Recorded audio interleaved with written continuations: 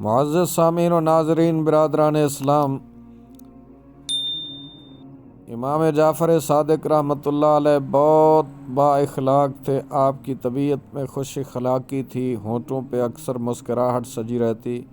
پیارے آقا مکی مدنی مصطفیٰ صلی اللہ علیہ وسلم کے اتنے باادب تھے کہ جب بھی ذکر مصطفیٰ ہوتا تو تعظیم کے سبب رنگ زرد ہو جاتا۔ کبھی بھی بے وضو حدیث پاک بیان نہ فرماتے، نماز و تلاوت میں مشغول رہتے۔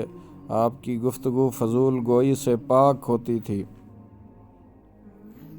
خیر خواہی اور غریبوں کی مدد امام جعفر صادق کی مبارک عادات میں یہ پیاری پیاری عادت خیر خواہی بھی ہے۔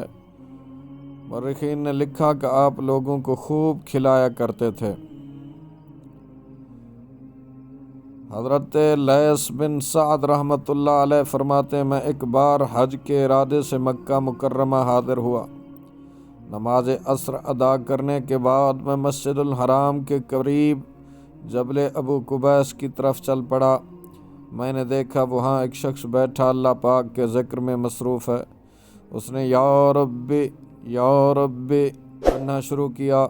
پڑھتا رہا یہاں تک کہ اس کی سانس پھول گئی۔ پھر اس نے یا اللہ پڑھنا شروع کیا یہاں تک کہ سانس پھر پھول گئی۔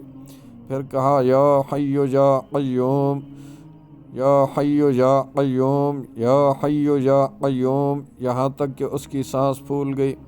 پھر کہنے لگا یا رحمان یہاں تک کہ اس کی سانس پھول گئی۔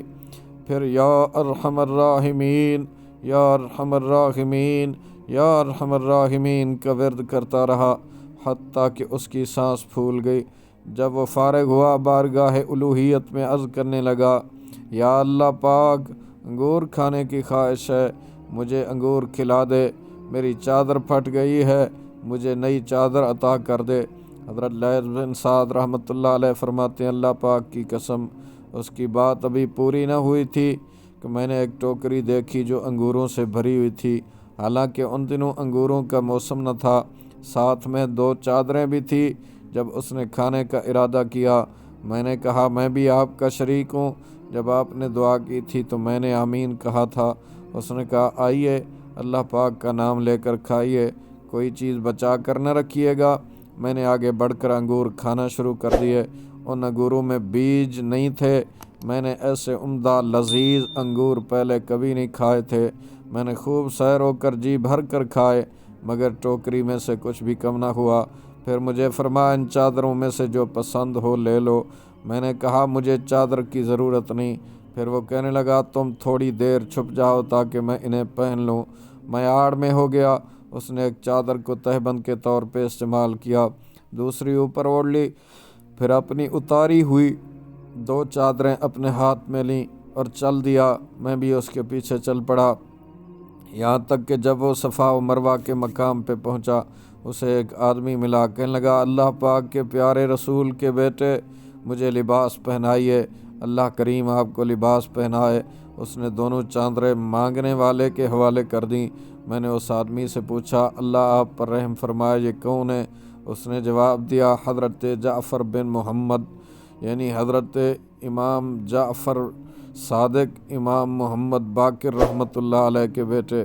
حضرت لیث رحمۃ اللہ علیہ فرماتے ہیں اس کے بعد میں نے آپ رحمۃ اللہ علیہ کو بہت تلاش کیا مگر کہیں نہ پایا۔ مجھے آپ کی جدائی پر بہت صدمہ ہوا۔ برادران اسلام، پیارے بھائیوں، سنا آپ نے کہ حضرت امام جعفر صادق رحمۃ اللہ تعالی علیہ اللہ پاک کی دی ہوئی نعمتوں میں دوسروں کو شریک کرنے والے تھے۔